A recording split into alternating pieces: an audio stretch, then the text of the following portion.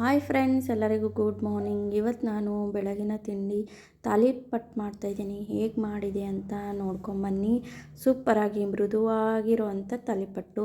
ನಾನಿಲ್ಲಿ ಆಲ್ರೆಡಿ ಸಾಣಿಸಿ ಇಟ್ಕೊಂಡಿರೋಂಥ ಒಂದು ಬೌಲಲ್ಲಿ ಅಕ್ಕಿ ಇಟ್ಟಿಟ್ಕೊಂಡಿದ್ದೀನಿ. ರಾತ್ರಿ ಉಳಿದಿರೋ ಅನ್ನನ್ನೇ ನಾನು ಮಿಕ್ಸಿಗೆ ಹಾಕಿ ಸಣ್ಣಕ್ಕೆ ರುಬ್ಕೊಂಡಿದ್ದೀನಿ.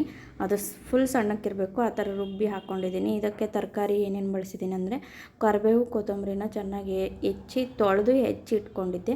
ಹಾಗೆ ಸೌತೆಕಾಯಿನೂ ತುರಿದಿಟ್ಕೊಂಡೆ, ಕ್ಯಾರೆಟು ತುರಿದಿಟ್ಕೊಂಡೆ. ಇದ್ದರೆ ಹಾಕ್ಕೊಳ್ಳಿ, ಇಲ್ಲಾಂದರೆ ಪರವಾಗಿಲ್ಲ.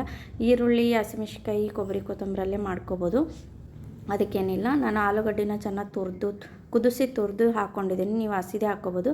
ಸ್ವಲ್ಪ ಜೀರಿಗೆ, ಸ್ವಲ್ಪ ಬಿಳಿ ಎಳ್ಳು, ಆಮೇಲೆ ಟೇಸ್ಟಿಗೆ ತಕ್ಕಷ್ಟು ಉಪ್ಪು ಹಾಕ್ಕೋಬೇಕು. ಇದಕ್ಕೆ ನಾವು ಅನ್ನನೇ ಸ್ವಲ್ಪ ನೀರಂಗೆ ರುಬ್ಬಿ ಹಾಕ್ಕೊಂಡಿರೋದಕ್ಕೆ ನಾನು ಇಲ್ಲಿ ನೀರು ಬಳಸ್ತಾಯಿಲ್ಲ. ನೀರು ಬಳಸಲಾರ್ದೇ ಮಾಡೋವಂಥದ್ದು. ಸ್ವಲ್ಪ ಜೀರಿಗೆನೂ ಹಾಕ್ಕೊಳ್ಳಿ, ಟೇಸ್ಟಿ ಚೆನ್ನಾಗಿರುತ್ತೆ.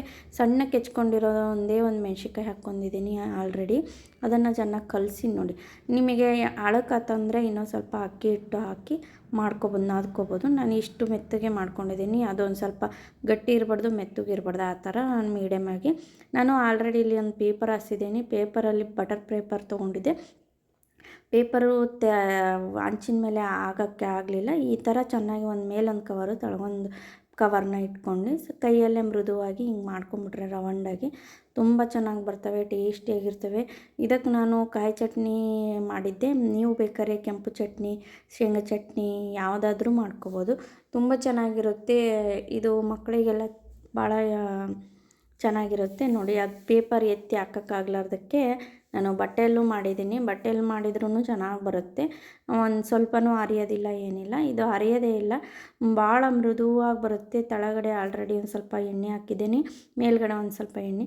ಚೆನ್ನಾಗಿ ಬೇಯಿಸ್ಕೋಬೇಕು. ಚೆನ್ನಾಗಿ ಬೇಯಿಸ್ಕೊಂಡಷ್ಟು ಇನ್ನೂ ಚೆನ್ನಾಗಿ ಟೇಸ್ಟ್ ಬರುತ್ತೆ, ರುಚಿಯಾಗಿರುತ್ತೆ. ಇದಕ್ಕೆ ಆಲೂಗಡ್ಡೆ ಹಾಕಿರೋದ್ರಿಂದ ಒಂಥರ ಭಾಳ ಕ್ರಿಸ್ಪಿಯಾಗಿರಲ್ಲ, ಏನಿಲ್ಲ, ಮೃದುವಾಗಿರುತ್ತೆ ಬೇಯಿಸಿ ಹಾಕಿರೋದ್ರಿಂದ. ನೋಡಿ, ಆಲ್ರೆಡಿ ನಾನು ಒಂದು 10 ಮಾಡ್ಕೊಂಡಿದ್ದೆ. ಹಂಗೆ ಮುಟ್ಟಿದ್ರೆ ಸಾಕು, ಹಂಗೆ ಅರ್ಧೋಗುತ್ತೆ, ಅಷ್ಟು ಸಾಫ್ಟಾಗಿ ಬಂದಿರುತ್ತೆ. ಮಕ್ಕಳಿಗೆಲ್ಲ ತುಂಬ ಚೆನ್ನಾಗಿರುತ್ತೆ. ಸಣ್ಣ ಮಕ್ಕಳಿಗೆ ತಿನ್ನಿಸ್ಬೋದು. ಮೆಣ್ಸಿನ್ಕಾಯಿ ಹಾಕ್ಲಾರ್ದೆ ಸಣ್ಣ ಮಕ್ಕಳಿಗೆ ತಿನ್ನಿಸ್ಬೋದು. ಹಂಗೆ 1-2 ತಿನ್ನಿಸ್ಬಿಟ್ರೆ ಚೆನ್ನಾಗಿರುತ್ತೆ ನೋಡಿ. ಅಕ್ಕಿ, ಅನ್ನ ಎಲ್ಲ ಮಿಕ್ಸ್ ಮಾಡಿದ್ರಿಂದ ಚೆನ್ನಾಗಿರುತ್ತೆ. ಹಾಗೆ ನನ್ನ ಚಾನಲ್ನ ಸಪೋರ್ಟ್ ಮಾಡಿ, ಸಬ್ಸ್ಕ್ರೈಬ್ ಮಾಡ್ಕೊಳ್ಳಿ, ಬೆಲ್ ಐಕನ್ ಪ್ರೆಸ್ ಮಾಡಿ. ಇವತ್ತಿನ ತಿಂಡಿ ನಮ್ಮ ಮನೆಯಲ್ಲಿಯೂ ತಾಲಿಪಟ್ಟು ಚಟ್ನಿ ಆಗಿತ್ತು. ನಮ್ಮ ಪಾಪನೂ ತಿಂದು ಸ್ಕೂಲಿಗೆ ಹೋದ. ಈಗ ನಾನು ತಿಂತಾಯಿದ್ದೀನಿ.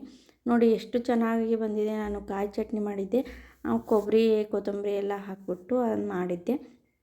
ಹಾಗೆ ನೋಡಿ, ಒಂದು 10 ಇದ್ದಾವೆ.